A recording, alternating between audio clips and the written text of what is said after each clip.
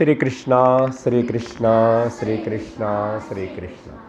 गुरुर्ब्रह्मा गुरुर्विष्णुः गुरुर्देवो महेश्वरः गुरुः साक्षात् परं ब्रह्म तस्मै श्री गुरवे नमः तस्मै श्री गुरवे नमः।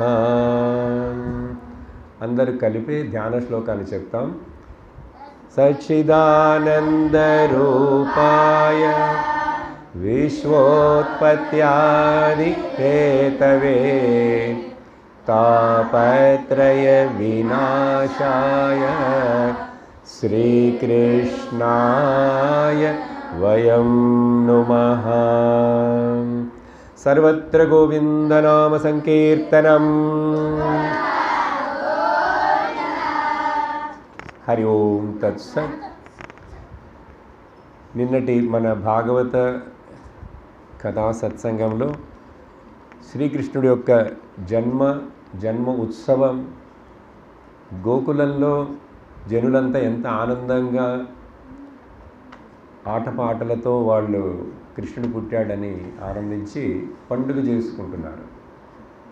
మన బుల్లి కృష్ణుడు కూడా ఇంకా కొంచెంగా పాలు తాగుతూ పెరిగి పెద్దవాడు అవుతున్నాడు. కొంచెం పెద్దవాడు అవనిండి. అందుకని ఈరోజు ఆ పూతన సంహారంతో నిన్న ముగించాం మనం కదా. వెంటనే తర్వాత ధ్రువుని గురించి కథ మొదలుపెట్టాను. కృష్ణుడి కథకి తర్వాత వస్తాం చివర్లో మళ్ళా. ఆ ధ్రువుడు కనపడుతూ కొంచెం ఇటు జరుగు. వాడి ధ్రువ చరిత్ర. ధ్రువుడి యొక్క నాన్న ఎవరు? ఉత్తానపాదుడు. అమ్మ ఎవరు? సునీతి. అతడి మరొక తమ్ముడు ఉన్నాడు. ఎవరది? ఉత్తముడు. ఉత్తముడు అమ్మ పేరేంటి? సురీచి. Very good. ఆ తర్వాత ఏం జరిగింది విన్నాం నిన్న.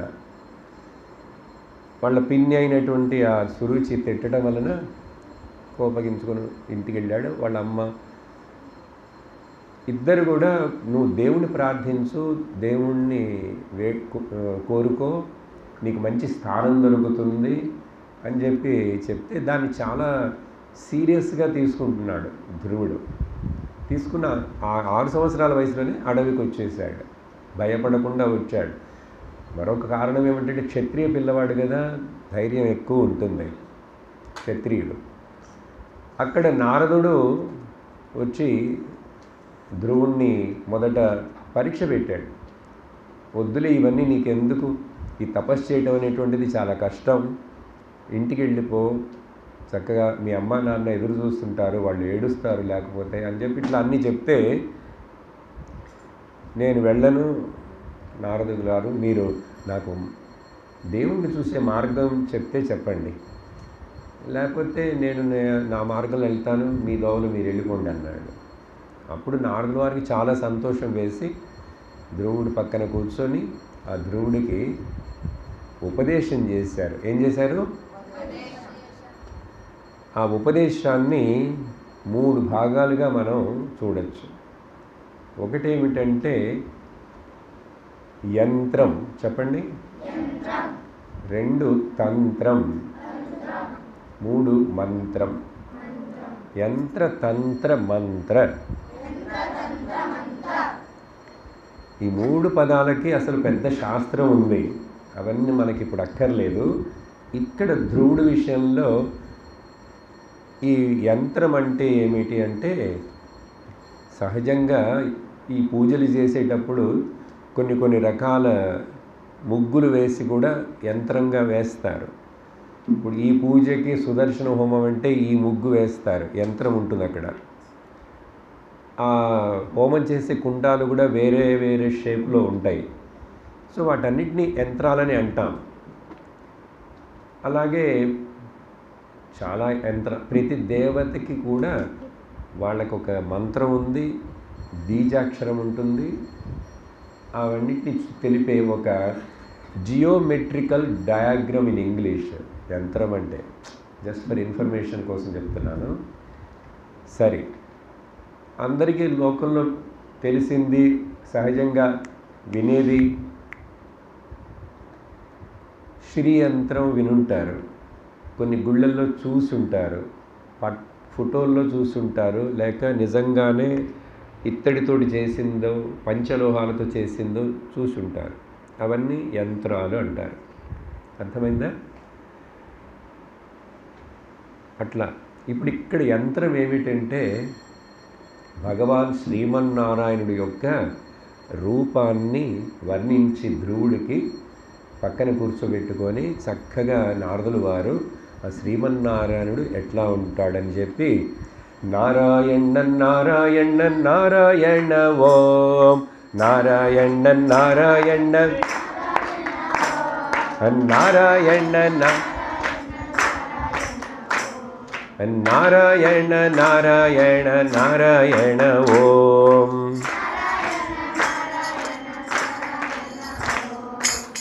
నారాయణ నారాయణ నారాయణ ఓం నారాయణ నారాయణ నారాయణ ఓం నారాయణ ఓం నారాయణ ఓం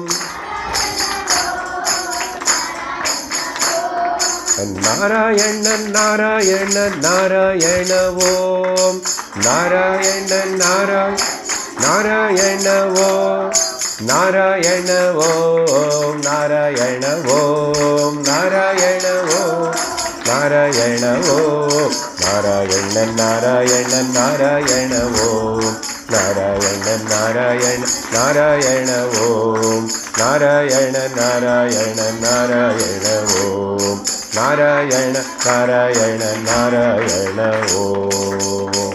బదరీ విశాల భగవానుకి. ఆ తాళాలు ఎవరికి ఇచ్చాను చెయ్యొద్దండి. అది ఓకే. నీ దగ్గర ఉన్న తాళాలు ఈ నువ్వు తీసుకో.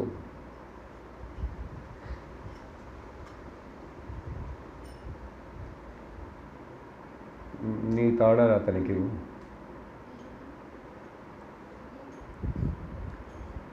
సో నారాయణ భగవానుడి యొక్క అందరు ఇంకా చూడాలి. మొన్న ఏం చెప్పాను, మీరు ఈ ఇన్స్ట్రుమెంట్ల కోసమే అటు ఇటు చూసేట్లేదు, అవి ఇవ్వను. దాని గురించి వదిలేస్తాయి, కథ విను. శ్రీమన్నారాయణ భగవానుడు శంఖ చక్ర గదా పద్మ శోభిత కిరీట మకర కుండల పీతాంబర, ఈ వర్ణన మొత్తం నారాయణ శ్రీమన్నారాయణుడు ఆ పాల సముద్రంలో ఆ ఆదిశేషు పాము మీద ఎలా పడుకొని ఉంటాడు, లేక నిలబడి ఉంటే ఎలా, ఈ వర్ణనం అంతా. కానీ ధ్రువుడికి నారదుల వారు వర్ణించి చెప్పింది నిలబడి ఉన్నటువంటి శ్రీమన్నారాయణుడు, నిలబడి ఉన్న శ్రీమన్నారాయణుడు.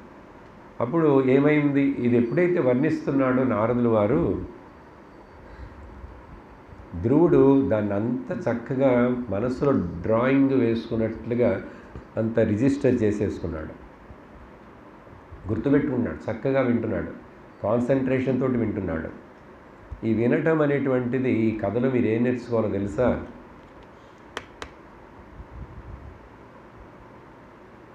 ఏ విద్యార్థి అయినా సరే, ముఖ్యంగా మీకు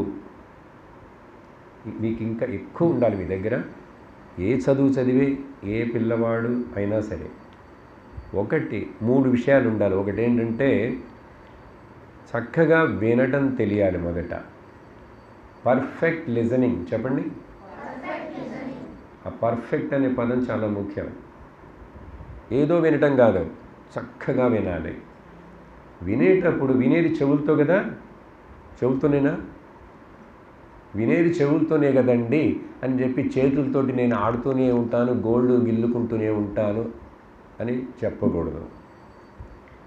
చెవులు వింటున్నా కూడా కళ్ళు ఆ వినే ఎవరు నీకు చెప్తున్నారో ఆ గురువు గారిని చూడాలి. కళ్ళు చూడాలి చక్కగా. అప్పుడు పర్ఫెక్ట్ విజన్ కూడా ఉండాలి. Perfect vision, perfect listening both together is called శ్రవణం. అది మీరు చక్కగా ఇంప్రూవ్ చేసుకోవాలి. అది ఎట్లా వస్తుంది? పర్ఫెక్ట్ ఎట్లా వస్తుంది? ఇంప్రూవ్ చేసుకోవాలి అంతే. ఒక్కొక్క క్లాస్లో నేను ఎన్నిసార్లు అటు ఇటు చూస్తున్నాను, నా మైండ్ ఇతరుల మీదకి వెళుతున్నది, నువ్వు చూసుకోవాలి, నువ్వు అబ్జర్వ్ చేసుకోవాలి. టీచర్నే చూస్తున్నానా లేదా అని. అలా చేయగా చేయగా చేయగా మీకు ఆ పర్ఫెక్ట్ లిజనింగ్ వస్తుంది. అర్థమైందా?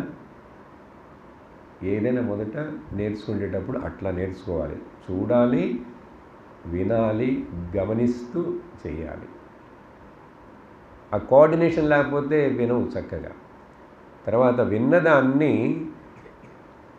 జ్ఞాపకం పెట్టుకోవాలి. రెండో స్టెప్ ఏంటంటే, మొదటి స్టెప్ని ఇంకా సింపుల్గా ఇంగ్లీష్లో ఇట్లా చెప్తాను, రిసీవింగ్.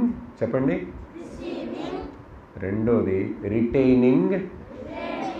రిటైనింగ్ అంటే అది మనసులో బుద్ధిలో ఉండటం. ఉండటం అంటే మెమరీ కదా, జ్ఞాపక శక్తిలో అది ఉండాలి. నిన్న చెప్పాను, విన్నారు. ఇప్పుడు అడిగితే ధ్రువుడు యొక్క తండ్రి అని సమాధానం చెప్పారు కదా.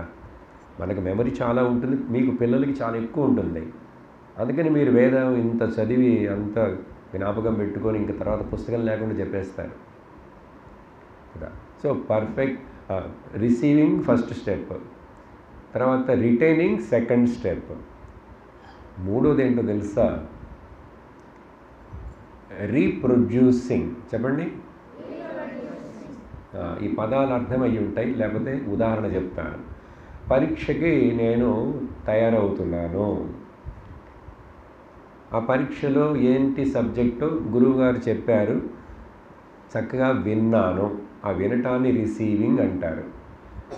ఆ విన్నదాన్ని జ్ఞాపకం పెట్టుకోవడం కోసం మరలా మరలా ఆవృత్తి చేస్తాను, మీరు పారాయణ ఇది అధ్యయనం చేసినట్లు. అప్పుడు అది రిటైన్ అవుతుంది కదా. సో పరీక్ష కోసం విన్నది చదువుతూ ఉంటే అది బుద్ధిలో రిజిస్టర్ అవుతుంది.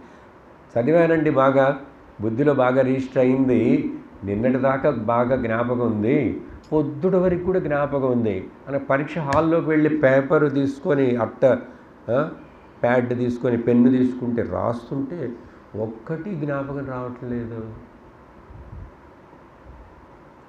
కొన్నిసార్లు అట్లా అవుతాయి. కొన్ని క్వశ్చన్లు ఏమీ జ్ఞాపకం లేదు, నిన్న వరకు చదివాను. అప్పుడు నువ్వు సరిగ్గా చదవలేదని అర్థం. సో చదివాను, లోపల పెట్టుకున్నాను, అవసరం వచ్చినప్పుడు దాన్ని పేపర్ మీద రాసేసాను, అడిగితే చెప్తాను కూడా. ఈ 3 లక్షణాలు ఉంటే నువ్వు బెస్ట్ స్టూడెంట్వి. ఏంటి 3? ఇంకోసారి చెప్దామా? Receiving, retaining, reproducing. అది ఇది ధ్రువుడి దగ్గర ఆ గుణాలు ఉన్నాయి. అందుకనే is going to become successful.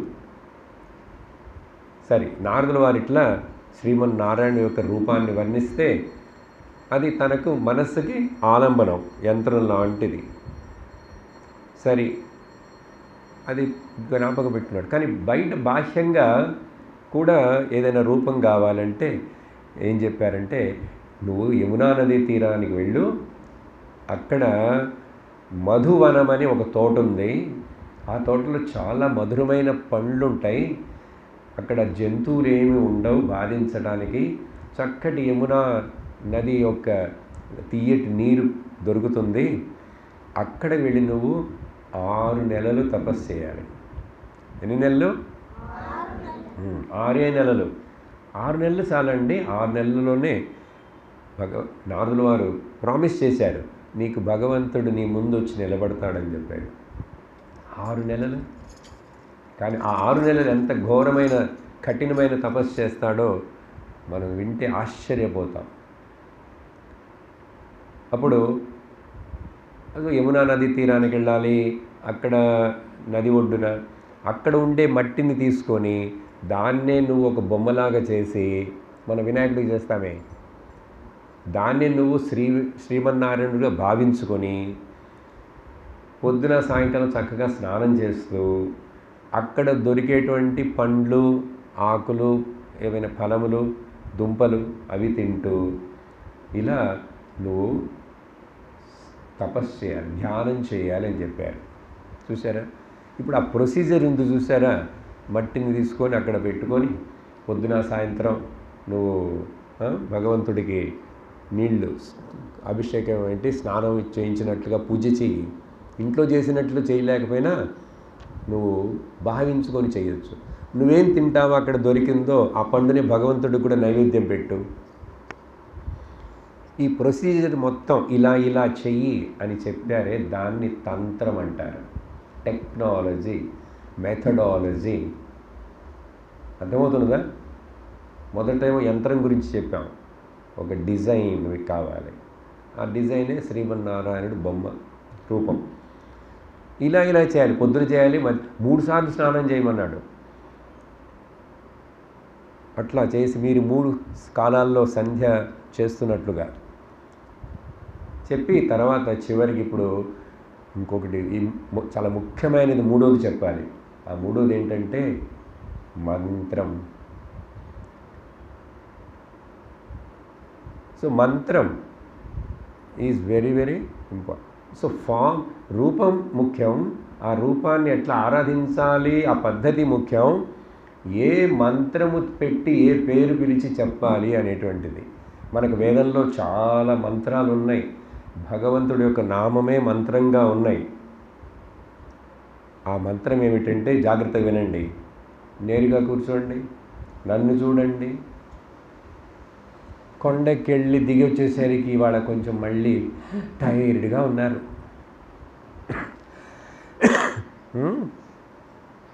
అక్కడ పారాయణం చేశారా? వేదం చదివారా?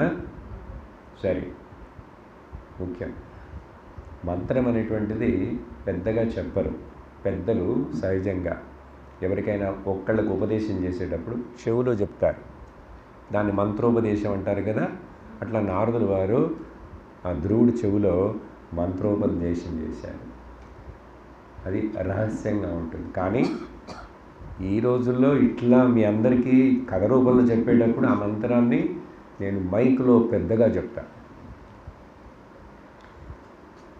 ద్వాదశాక్షరి మంత్రం చెప్పండి.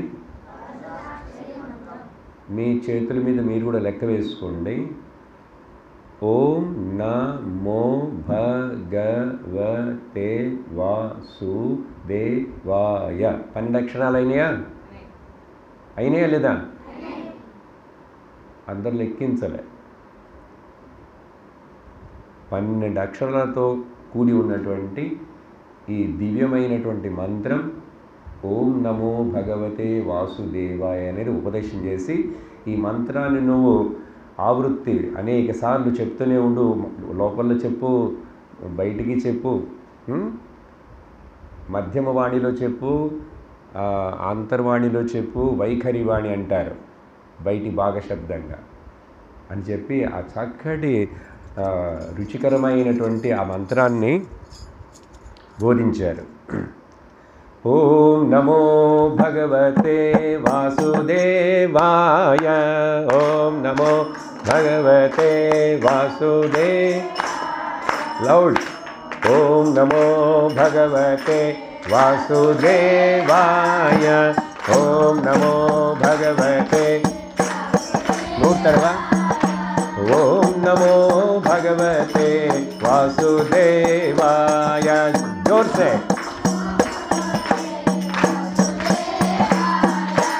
ఓం నమో భగవతే వాసుదేవాయ. ఓం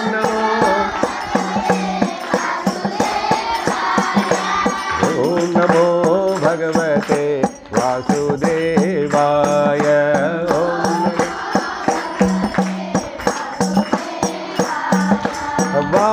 వాసుదేవాయ వాసుదేవాయ వాసుదేవాయ వాసుదేవాయ. ఓం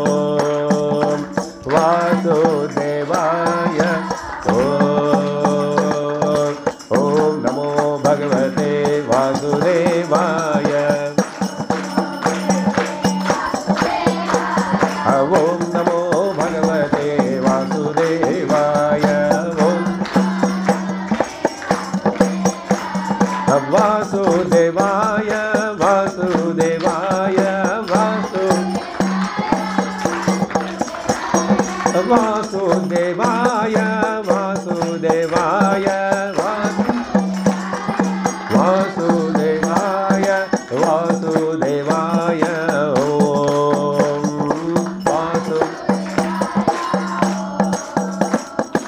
ఓం నమో భగవతే వాసుదేవాయ.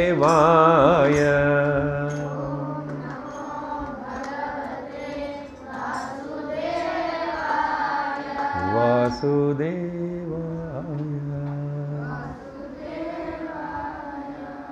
చూడండి, ఈ మంత్రం ఇలా చెప్పి కొంచెం సేపు వింటేనే మనస్సు, శరీరం, బుద్ధి అన్నీ నిశ్శబ్దమైపోయి ఒకటే అయిపోయినాయి. ఇలాంటి అత్యంత శక్తితో కూడిన ఈ నమో భగవతే వాసుదేవాయ ద్వాదశాక్షరి మంత్రాన్ని ఉపదేశం చేశారు నారదుల వారు ధ్రువుడికి. చేసేసి ఆయన నేను వెళ్ళొస్తానని బయలుదేరి వెళ్ళిపోయారు. ఇప్పుడు ధ్రువుడు తపస్సు చేయటం మొదలుపెట్టాడు. 1 వారం అయిపోయింది, 2 వారాలు అయిపోయింది, 3 వారాలు అయిపోయింది. ఇట్లా తీవ్రంగా తపస్సు అంటే ఇవన్నీ ఫాలో చేస్తూ అలా చేస్తున్నాడు. చేయంగా ఆ చేసేటప్పుడు ఆ తపస్సులో ఉన్న గొప్పదనం చూడండి. ఎట్లా చేశాట,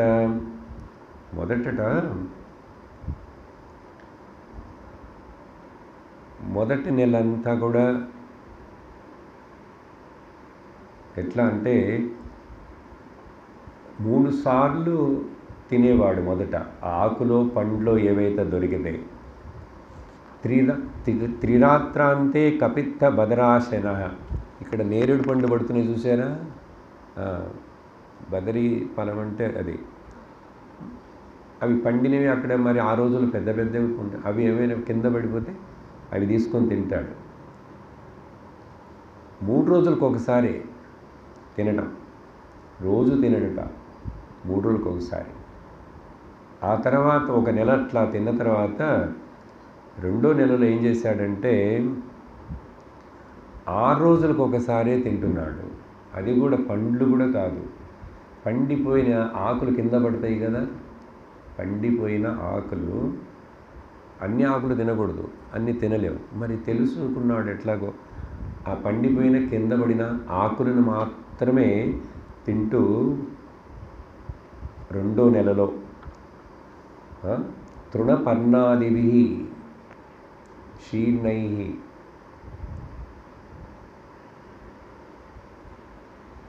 ఆ దర్భ కాదు, వినాయకుడికి పెట్టే గడ్డి పేరేంటి, అది మంచిది. కానీ అది నాలుకకు తెగకుండా జ్యూస్ తీసుకొని నగలు తర్వాత ఉమ్మేయచ్చు. ఆ జ్యూస్ మంచిది కదా.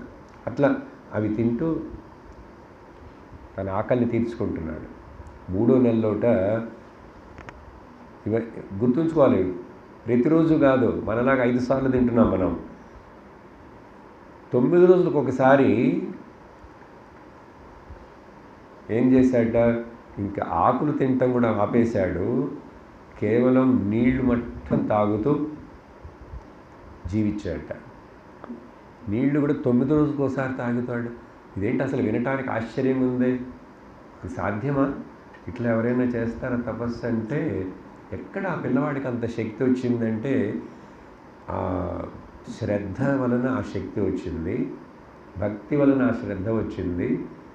ఆ ఉపదేశం చేసిన గురువు యొక్క శక్తి చేత ఇతడికి శక్తి వచ్చింది. నారదుల వారు సాధారణుడు ఏంటి? అది మాత్రమే కాదు, అసలు భగవంతుడు ఈ చిన్న పిల్లవాడి హృదయంలో ఆయనే కూర్చొని ఆయన కోసం తపస్సు చేసుకున్నట్ట. శ్రీమన్నారాయణుడు ధ్రువుడి యొక్క హృదయంలో కూర్చొని, అందుకని పిల్లవాడు చేశాడంటే మనం నమ్మలేము. 9 రోజులకు ఒకసారి ఏంటి, నీళ్లు మాత్రం తాగి జీవించడం ఏంటి? సరే, 4వ నెలలో నీళ్లు తాగడం కూడా ఆపేశాడు. పండ్లు తింటం లేదు, నీళ్ళు తాగటం లేదు, ఏం తినకుండా. ఇంకా ఆ తర్వాత 4వ నెలలో 12 రోజులకు ఒకసారి గాలి మాత్రం తీసుకుంటూ జీవిస్తున్నాడు. ఇది 12 రోజులకు ఒకసారి గాలి తీసుకోవటం ఏంటి?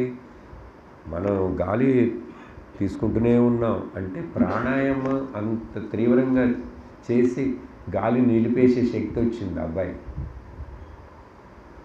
12 రోజుల తర్వాత మళ్ళీ ఒకసారి గాలి తీసుకుంటాడట. ఆ తర్వాత ఇంకా 5వ నెల వచ్చేసరికి ఆ గాలి తీసుకుంటూ కూడా ఆపేసేసి అలాగే కూర్చుండిపోయాడు. ఎప్పుడైతే గాలి తీసుకోవడం ఆపేసేసి ఇంకా ఆ తర్వాత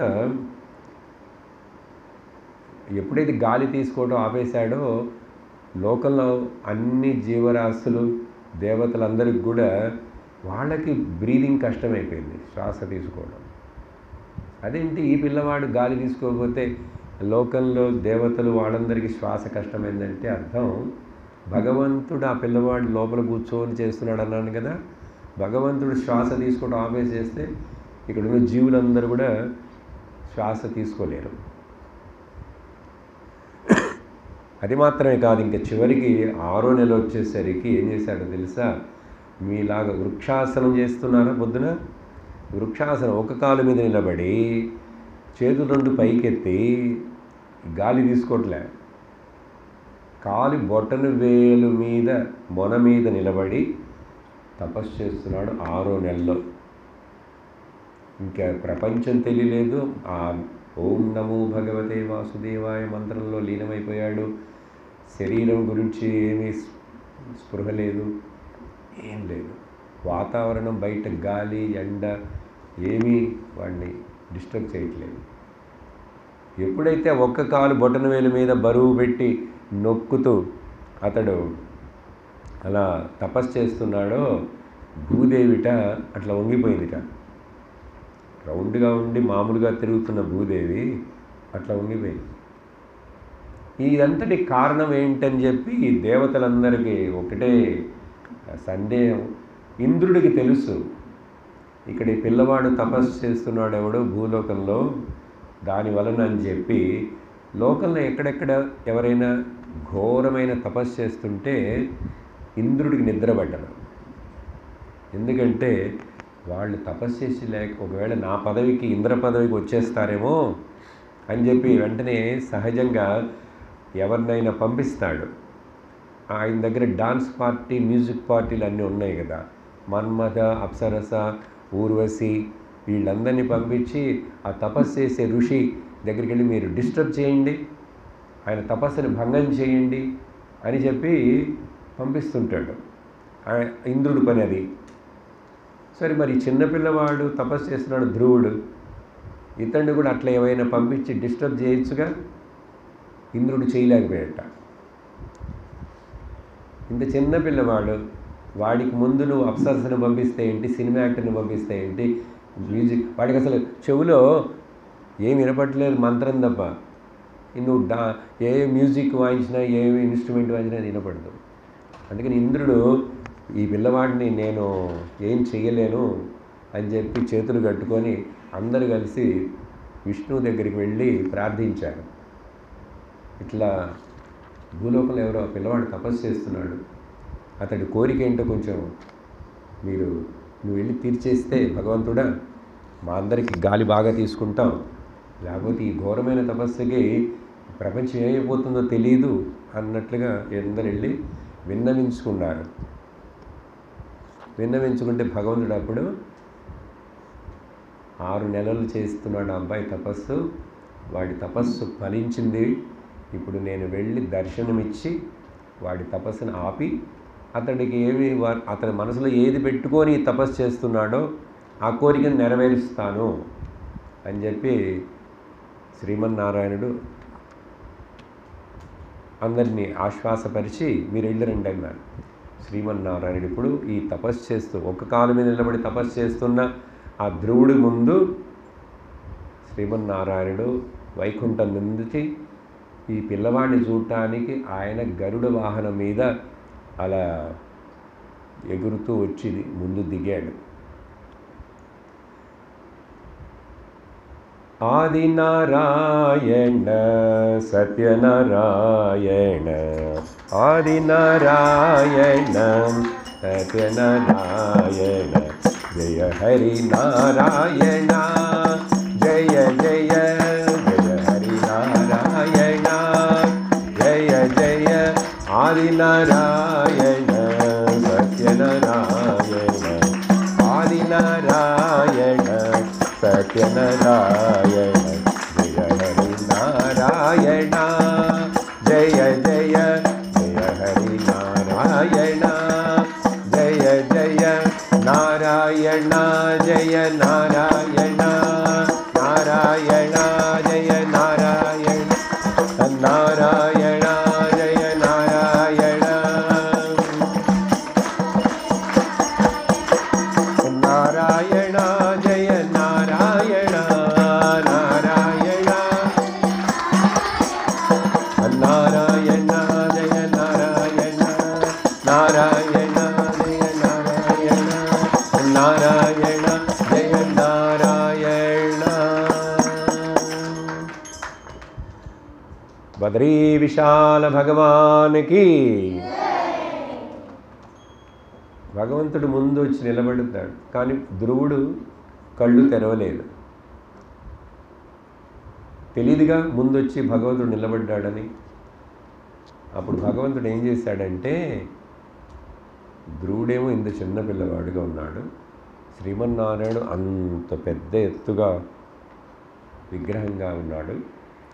ఆయన అప్పుడు ఆ పిల్లవాడిని కళ్ళు తెరిపించాలి. ఇప్పుడు కళ్ళు తెరిపించాలంటే వాడిని తాకి ఏదో చెప్పాలి. భగవంతుడు కిందకి వంగి ఆయన చేతిలో ఉన్నటువంటి ఆ శంఖాన్ని వేద కంబున అని రాశారు ఇక్కడ.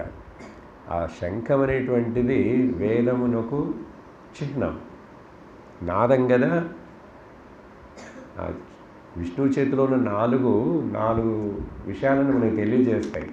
అది తర్వాత చెప్తాను. ఇప్పటికి శంఖం అంటే వేదం, ఎందుకంటే నాదం అంటే వేదం, నాద బ్రహ్మ వేద బ్రహ్మ. అప్పుడు వంగి ఆ శంఖాన్ని ఇట్లా బుగ్గ మీద అట్లా పెట్టాడు భగవంతుడు. పెట్టగానే ధ్రువుడు ఉలిక్కిపడి కళ్ళు తెరిచాడు. లోపల ఏ రూపాన్నైతే దర్శిస్తున్నాడో ఆ రూపం ఇక్కడ నిలబడింది. అదే రూపం నారదుల వారు చెప్పింది, లోపల ధ్యానిస్తున్నది ఇప్పుడు బయట సాక్షాత్కారమైంది. కాలు వేళ్ల దగ్గర నుంచి అట్లా చూస్తున్నాడు ధ్రువుడు. చూసి ఇంకా కళ్ళతోటే భగవంతుణ్ణి ఆలింగనం చేసుకొని కట్టేసేసి భగవంతుడిని అట్లా ముద్దు పెట్టుకోవాలనిపించింది ఇట్లా ధ్రువుడికి. అలాగే చిన్న చిన్న చేతులు ఆ భగవంతుడిని అట్లా కట్టేసుకోవాలి అని చెప్పి భావిస్తున్నాడు. అటువంటి ఆ పిల్లవాడికి 6 ఏళ్ళంటే ఏం చదివాడో, మరి ఎన్ని క్లాసులకు వెళ్ళాడో, ఎంత వేదం చదివాడో తెలియదు. 6 నెలలే, 6 వయస్సే. ఏమైందో తెలుసా? ఎప్పుడైతే శ్రీమన్నారాయణ భగవానుడు ఆ శంఖాన్ని ఇక్కడ తాగించాడో, ధ్రువుడు కళ్ళు తెరిచాడో, వెంటనే నోట్లో నుంచి అద్భుతమైనటువంటి శ్లోకాలు వచ్చేసినాయి. కరెక్ట్గా 12 శ్లోకాలు, 12 అక్షరాల మంత్రం, 12 శ్లోకాలు. ధ్రువవువాచ అని మొదలై దాంట్లో ఒక శ్లోకాన్ని చెప్తాను, మొదటి శ్లోకాన్ని. దాన్ని యాక్షన్ తోటి చెప్తే సంస్కృతం అయినా కూడా మీకు కొంచెం అర్థమవుతుంది. యోం తః ప్రవిశ్య మమ వాచ ప్రసుప్తాం సంజీవయత్ అఖిల శక్తిధరస్వధామ్నాం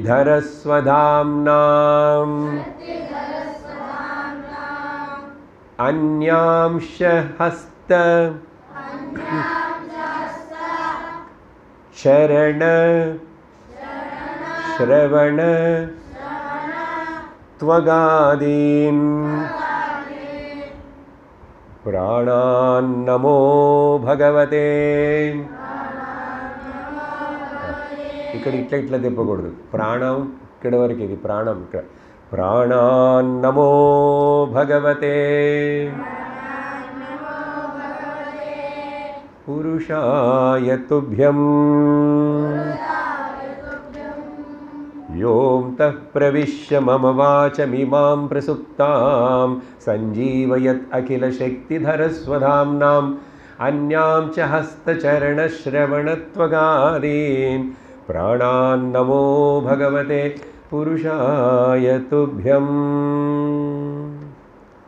దీని యొక్క అర్థాన్ని సులభంగా చెప్తా కొంచెం మీకు. ఇంత సంస్కృతం, ఇంత చక్కటి శ్లోకాలు ఎట్లా వచ్చినాయి ధ్రువుడికి వెంటనే అంటే, భగవంతుడి యొక్క ఆ శంఖం యొక్క స్పర్శ చేత వెంటనే ఆ సంస్కృతం వేదవాణి పలికించింది. ఏం చెప్తున్నాడంటే ధ్రువుడు, నువ్వేంటి అసలు ఇక్కడ ఉన్నవాడు అక్కడికి వెళ్ళిపోయావు, అక్కడికి వెళ్ళి డిస్టర్బ్ చేస్తున్నావు, ఇక్కడరా, ఇంకా మాట్లాడకపోతే ఏదైనా చేసేస్తుంటారేంటి, నీ చోట్ల ఉండు. ఎవరైతే నా హృదయంలో ప్రవేశించి నా నోటి ద్వారా ఈ మాటలని చెప్పిస్తున్నాడో, ఎవరైతే నా ఇంద్రియాలన్నిటికీ శక్తినిచ్చి, ఈ ప్రపంచం మొత్తానికి శక్తినిచ్చి తాను కాపాడుతూ పోషిస్తున్నాడో, అందుకనే చెప్పాం హస్త చరణ శ్రవణ త్వగ్. అర్థమైపోయి ఉంటుంది మీకు ఇట్లా చూపించినప్పుడే. నా చేతులు, నా కాళ్ళు, నా చెవులు, నా చర్మం అన్నాడు. అంటే అర్థం 5 జ్ఞానేంద్రియాలు, 5 పంచేంద్రియాలు. ఎన్ని జ్ఞానేంద్రియాలు? మీరే కదండి చెప్పారు. మళ్ళీ క్వశ్చన్ అడుగుతారేంటి? The 5 sense organs and the 5 organs of the action. 10 అన్నీ అని అర్థం చేసుకోవాలి. ఇవన్నీ ఎట్లా పనిచేస్తున్నాయి? ఏంటి ఆ శక్తి? అదేంటో నాకు తెలియదు. కానీ ఆ పురుషుడు, ఆ ఆది పురుషుడు, యోగ పురుషుడు, అటువంటి ఆ భగవంతుడికి నమః భగవతే పురుషాయ తుభ్యం, నేను నీకు నమస్కరిస్తున్నానని చెప్పి నమస్కరించి సాష్టాంగ నమస్కారం చేసి ఇంకా 12 శ్లోకాలు చెప్తాడు. ఇట్లా ఆ భగవంతుడి యొక్క గొప్పదనాన్నంతా వర్ణిస్తాడు. ఆ తర్వాత శ్రీమన్నారాయణ భగవానుడు ధ్రువుడితోటి చెప్తాడు, ధ్రువ, నువ్వు ఏది ఉద్దేశించి దేని కొరకైతే ఈ తపస్సుకు అసలు వచ్చావో, మీ నాన్న ఒళ్ళో కూర్చోడానికి నీకు మీ పిన్ని అలౌ చేయలేదు కదా, నీకు చాలా దుఃఖం కలిగింది. ఆ ఉన్నతమైన నాకు ఇంకా గొప్ప స్థానాన్ని నేను సంపాదించుకుంటానని నువ్వు నా గురించి వచ్చి ఇట్లా తపస్సు చేశావు, ధ్యానం చేశావు. కాబట్టి నీ తపస్సుకి నేను మెచ్చుకున్నాను. ఇప్పటి వరకు ఈ ప్రపంచంలో నేను ఎవ్వరికి ఇవ్వనటువంటి ఒక స్థానం ఉంది. ఆ స్థానాన్ని నీకు ఇచ్చేస్తాను. ఈ లోకం ఉన్నంతకాలం నిన్ను ఆ స్థానాన్ని ప్రజలు జ్ఞాపకం పెట్టుకొని స్మరిస్తూనే ఉంటారు. ధ్రువలోకం. ఇప్పుడు కూడా ధ్రువుడు ఆకాశంలో ఆ నక్షత్ర రూపంలో ఉన్నాడని మన పండితులు, వేదజ్ఞులు చూపిస్తారు. ధ్రువ నక్షత్రం. ఆ ధ్రువ నక్షత్రాన్ని చుట్టూ ఇప్పుడు కూడా సిద్ధులు, సిద్ధలోకంలో ఉన్నటువంటి సిద్ధులు ధ్రువలోకాన్ని ప్రదక్షిణ చేస్తారట. భగవాన్ విష్ణు పాదంలో పుట్టినటువంటి గంగ స్వర్గలోకంలో నుంచి అలా వచ్చేటప్పుడు ధ్రువలోకంలో కూడా వెళ్ళి పావనం చేసి ఆ తర్వాత భూలోకానికి వస్తుంది. అప్పుడు ఆ ధ్రువలోకం ఎంత గొప్పది అంటే, ధ్రువుడికి ఒక నక్షత్ర రూపం అనకూడదు, అది లోకం, ధ్రువలోకం. అందుకనే ఆ శాశ్వతం అని అర్థం ధ్రువం అంటే, నిత్యం అని అర్థం. అందుకని ఇప్పుడు కూడా ఈ సూర్యచంద్ర నక్షత్రాలు ఉన్నంత కాలం నువ్వు అక్కడ శాశ్వతంగా ఆ ధ్రువలోకంలో ఉంటావు అని చెప్పి గొప్ప పదవిని, లోకాన్ని ఇచ్చేశాడు భగవంతుడు. ఇక్కడ కథ ముగిస్తున్నాం, ఇప్పుడు వినాలి ఏంటని అని చెప్పి భగవంతుడు ఆశీర్వదించి అంతర్ధానమైపోయాడు, కనుమరుగైపోయాడు దేవుడు. కనుమరుగు అవ్వంగానే ధ్రువుడు సంతోషం పడి ఆనందించాలి కదా. ధ్రువుడు ఏడవటం మొదలుపెట్టాడు. ఎందుకు ఏడుస్తున్నాడు ధ్రువుడు? భగవంతుడిని చూశాడుగా. ఎందుకంటే అయ్యయ్యో, ఆ భగవంతుడు నా కళ్ళ ముందుకు వచ్చి నిలబడితే నేనేదో కోపంలో మా పిన్ని తిట్టిందని చెప్పి నాకు పెద్ద లోకం కావాలి, పెద్ద పదవి కావాలని చెప్పి ఆ ఆశతోటే తపస్సు చేస్తే పాపం ఆయన వచ్చాడు. వచ్చిన తర్వాత చూసిన తర్వాత నా బుద్ధి ఏమైంది? ఆయనకి ఏమడగాలి? నాకు ఏమి వద్దు, నువ్వు కావాలని అడగాలిగా. నువ్వు కావాలి అని అడగకుండా నేను అట్లా నోరు మూసుకొని ఏదో శ్లోకాలు చెప్పానే కానీ, నువ్వు కావాలంటే అర్థం ఏంటో తెలుసా? మోక్షాన్ని అడగలేదు నేను. ఏదో లోకం కావాలి, ఆ లోకమని ఈ లోకమని ఏదో చిన్న కోరిక. అది దేని ముందు? మోక్షం ముందు ఈ మిగిలిన లోకంలోని కోరికలన్నీ అల్పం. లోకంలోని కోరికలన్నీ అల్పం. అది వెంటనే తెలుసుకున్నాడు ధ్రువుడు. తెలుసుకొని భగవంతుడు చూసిన తర్వాత కూడా ధ్రువలోకము అనుగ్రహం వరం దొరికిన తర్వాత కూడా ఏడుస్తున్నాడు. ఇంక ఇప్పుడు ఏం చేయలేడు. ఈ cannot call back again Srimannarayana. Because చేయవలసిన తపస్సు చేసేసాడు, ఆ కోరికని భగవంతుడు ఇచ్చాడు, వెళ్ళిపోయాడు. అంటే అర్థం ఏంటి? మనము అడగకుండా మనకు మోక్షము కూడా భగవంతుడు ఇవ్వడు. మనం అనుకుంటాం దేవుడే నాకు అన్నీ ఇచ్చేస్తాడని. భగవద్గీతలో కృష్ణుడు చెప్తాడు, self effort is more important అని. అర్థమైందా? సెల్ఫ్ ఎఫర్ట్ని సంస్కృతంలో ఆయన ఏం చెప్పాడంటే గీతలో, ఉద్ధరేదాత్మనాత్మానం ఆత్మానం అవసాదయేత్ ఆత్మైవ హ్యాత్మనో బంధు ఆత్మైవ రిపురాత్మనః. 6వ అధ్యాయంలో 6వ శ్లోకం. ఇంటికి వెళ్ళిన తర్వాత పుస్తకం తీసి చూడండి. అర్థం ఏంటో తెలుసా దీనికి? ఇంగ్లీష్లో చెప్తా నీకోసం, అందరికి కూడా అర్థమవుతుంది. అందరికీ అర్థమవుతుంది. వినండి ఇక్కడ అర్థం. Lift yourself by yourself. చెప్పండి.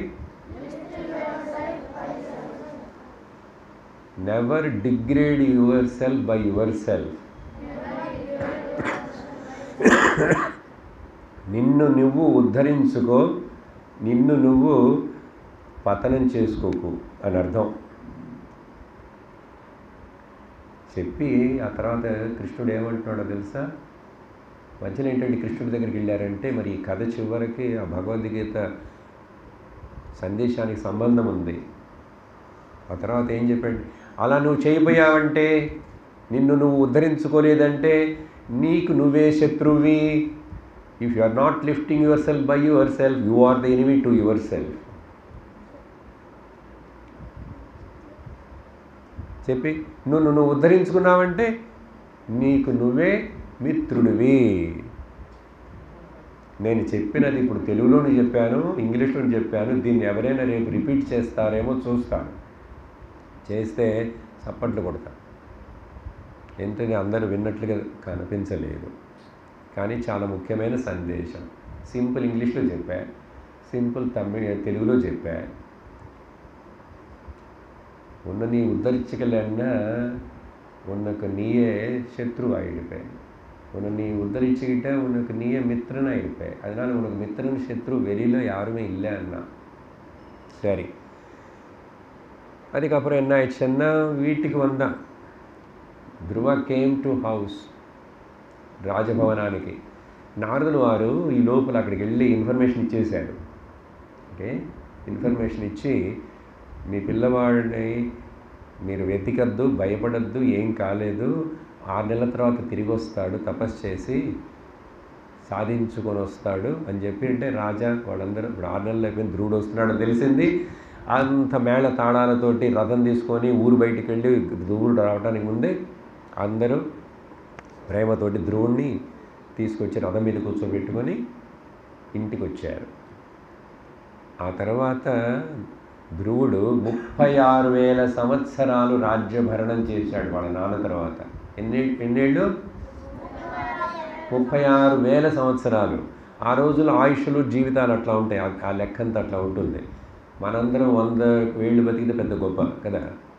36,000 సంవత్సరాలు చూసారు. దేవుడు చూసిన తర్వాత కూడా ఒక జీవుడికి అడగవలసింది అడగకపోతే, పొందవలసింది పొందకపోతే 36,000 సంవత్సరాలు రాజపాలన, భరణం అది ఇదని ధ్రువుడి జీవితం అట్లా వెళ్ళిపోయి చివరిలో మళ్ళీ గురువుని సమీపించి అప్పుడు మళ్ళీ జ్ఞానాన్ని పొందుతాడు. అంటే ఏంటి అర్థం?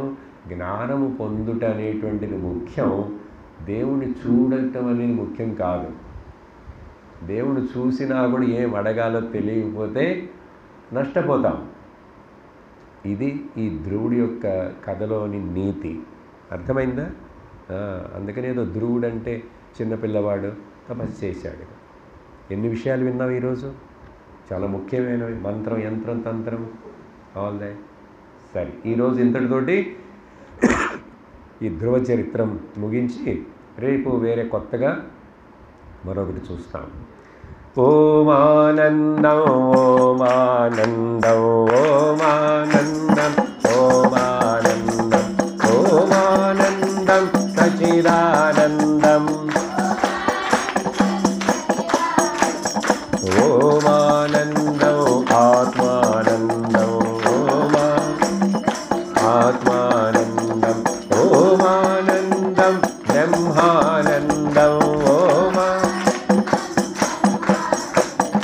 ఓమానందం అమృతానందం ఓమానందం కృష్ణానందం ఓమానందం.